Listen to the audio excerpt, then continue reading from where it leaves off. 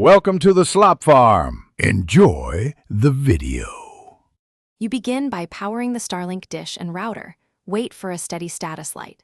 Once connected, use the Starlink app to confirm the network name and password, or plug an Ethernet adapter into the router for a wired session. Make sure your device is on the same network. This is essential because the router only serves settings to local clients. If you're using a new device, join the network now and keep the app open so you can follow the next steps without interruption. You now access the router UI.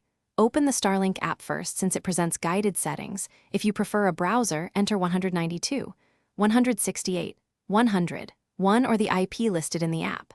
When prompted, log in with the router credentials. These may be on the sticker or set during first setup. Once inside, go to Network, Wi-Fi, or Advanced to change SSID, password, and DHCP. Make edits deliberately. Saving can reboot the router, which temporarily disconnects devices, so plan a quick reconnection.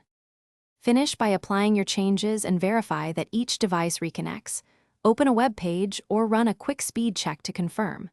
For advanced tasks like port forwarding or static IPs, enter precise IP addresses and save. Document those entries for future reference. If you cannot access the interface, power cycle the router first, then try the app recovery flow.